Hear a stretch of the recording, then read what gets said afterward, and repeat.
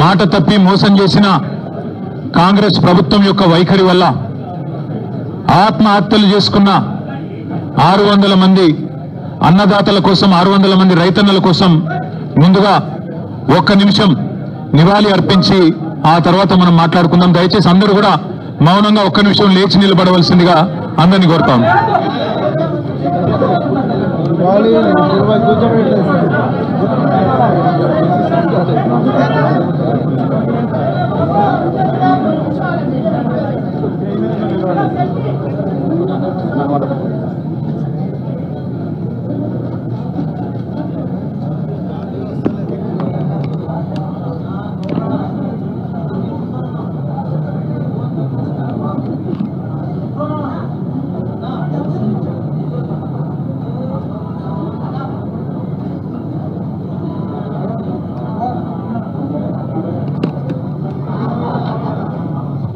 జై కిసాన్, జై కిసాన్, జై తెలంగాణ.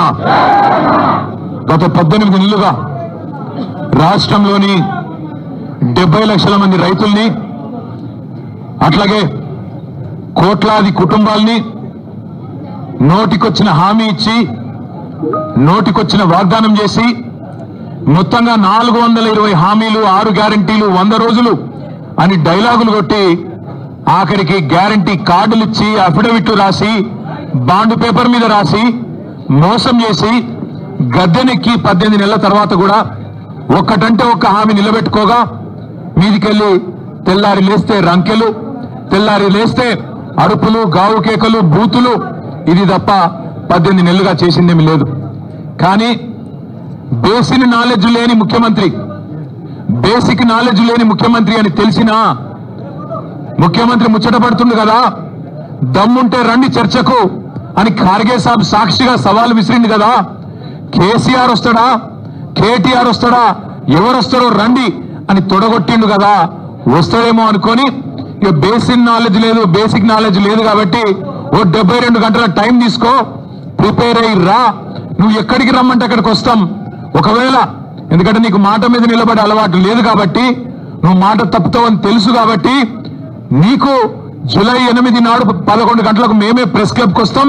ప్రెస్ మిత్రుల సాక్షిగా ఒక న్యూట్రల్ వెన్యూ మీద రాష్ట్రంలో మీడియా సాక్షిగా, రాష్ట్ర ప్రజల సాక్షిగా ఎవరేం చేసినరో, రాష్ట్ర రైతాంగానికి, రాష్ట్రంలోని యువతకు 10 ఏళ్ల కేసీఆర్ ప్రభుత్వం ఏం చేసిందో, 18 నెలల నీ ప్రభుత్వం ఏం చేసిందో తేల్చుకుందాం రమ్మని ముఖ్యమంత్రి గారు సవాల్ విసిరితే స్వీకరించి నేను వస్తా అని చెప్పిన.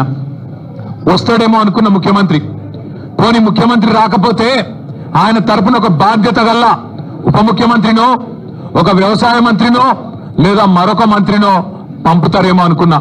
కానీ ఇవాళ తేలిపోయింది, రేవంత్ రెడ్డికి రచ్చ చేయడం వచ్చు తప్ప చర్చ చేయడం రాదు అనేది మాత్రం ఖారాఖండిగా తేలిపోయింది. రేవంత్ రెడ్డికి బూతులు మాట్లాడడం వస్తుంది తప్ప రైతుల గురించి మాట్లాడడం మాత్రం రాదు అనేది స్పష్టంగా తేలిపోయింది. ఇవాళ బేసిక్ నాలెడ్జ్ లేని ముఖ్యమంత్రి ఆయన ఇరిగేషన్ అధికారుల సమావేశంలో తాను ముఖ్యమంత్రి అనేది కూడా మర్చిపోయి ఏ ప్రాజెక్టు ఏ నదీ బేసిన్ లో ఉంది అని ఒక చిన్నపిల్లగాడు అడిగినట్టు అడుగుతుంటే ఈయననా మన ముఖ్యమంత్రి అని చెప్పి, ఈయననా మనకు న్యాయం చేసేదని చెప్పి రాష్ట్రంలోని రైతులు ఇవాళ బాధపడే పరిస్థితి. వాస్తవం ఒకటి మాత్రం, నీళ్లు, నిధులు, నియామకాలు, ఇది ఆనాడు కేసీఆర్ గారు, తెలంగాణ ఉద్యమకారులు జయశంకర్ గారు, ఇంకా తెలంగాణ బిడ్డలు ఆనాడు తెలంగాణ ఉద్యమానికి ఇచ్చిన శీర్షిక నీళ్లు, నిధులు, నియామకాలు.